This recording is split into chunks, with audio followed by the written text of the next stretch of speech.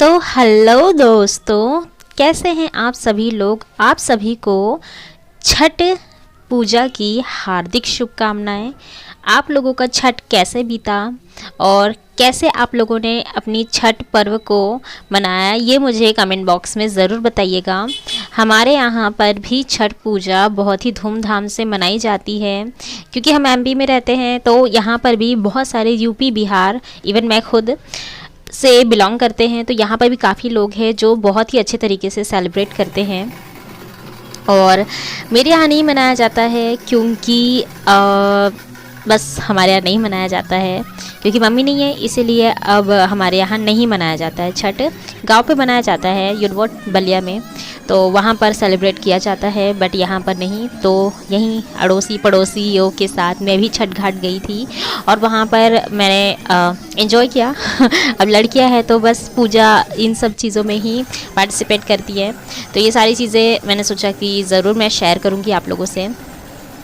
तो आप लोग बताइएगा आप लोगों की कैसी छठ मनी। और ऑब्वियसली मैं वीडियोस नहीं डाल पा रही थी, तो इसके बस एक ही सिंगल रीज़न है कि त्योहारों की वजह से उतनी अच्छे से पढ़ाई नहीं हो पा रही है और मैं बेवजह के फेक वीडियोस नहीं अपलोड करना चाहती थी। ये मंदिर है, मंदिर में ही जलकुंड बना हुआ है, क्योंकि यहाँ पर अब जहाँ पर जैसी मतलब सुविधा होती है लोग वहाँ पर वैसे ही करते हैं ना।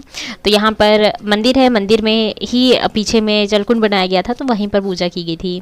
यह हमारे यहाँ का मंदिर है, शिव जी का, बहुत ही प्यारा है। तो यहीं पर सारे त्यौहार जितने भी है सेलिब्रेट किए जाते हैं।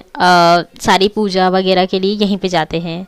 तो आप लोग भी मुझे कमेंट बॉक्स में बताइएगा आप लोगों के यहाँ किस तरह से मनाया गया है।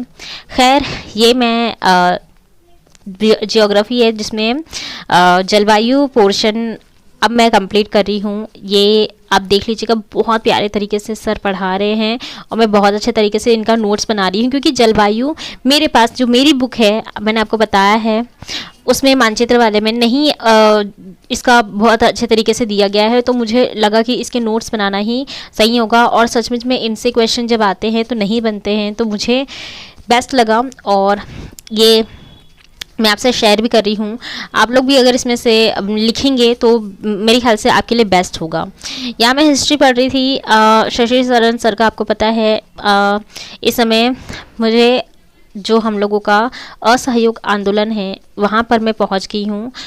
नोट्स बनाना भी होता है और उसे पढ़ती भी हूँ मैं। उसी दिन अगर पढ़ लो तो सही तरीके से याद भी हो जाता है और सारी चीज़ें कंप्लीट भी हो जाती है। तो मुझे लगता है कि आप लोगों को भी ऐसे ही पढ़ना चाहिए, क्योंकि ये चीज़ यहीं पे कंप्लीट हो जाए तो ज़्यादा बेहतर होता है। क्योंकि अगर हम उसे फिर कुछ दिनों बाद पढ़ते हैं ना, तो जो चीज़ वहाँ पर जिस तरह से समझाई गई थी और हमने समझी थी, लिखी थी, वो चीज़ थोड़ा सा माइंड से स्किप हो जाती है। तो मुझे लगता है कि आप लोग भी ऐसे ही पढ़ा कीजिए। जिस समय आप नोट्स प्रिपेयर कर रहे हैं उसको उसी दिन कंप्लीट कर लीजिए, ताकि वो आपके माइंड से स्किप ना हो, और उसे वीकली मंथली रिवीजन ज़रूर किया कीजिए। अभी तो यही है कि वीडियो नहीं डाल पा रही थी, और जिसकी वजह से बहुत लॉन्ग टाइम हो चुका है, बट दोबारा से ट्रैक पे आने में मुझे तो लगता है कि बहुत वक्त लग रहा है मुझे। लेकिन ठीक है, TRE 4 तो हर हालत में निकालनी है, चाहे उसके लिए कुछ भी करना पड़े। बट होप सो TRE 3 अच्छे तरीके से रिज़ल्ट आ जाए और इसी में हम में से बहुत सारे लोग क्वालिफाइड कर जाए।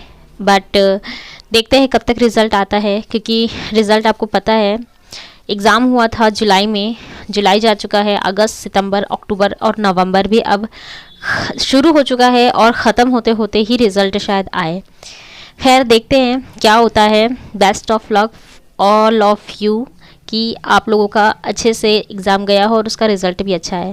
खैर, आज के लिए बस इतना ही। मिलते हैं मेरे नेक्स्ट वीडियो में। Till then stay happy, stay healthy, bye.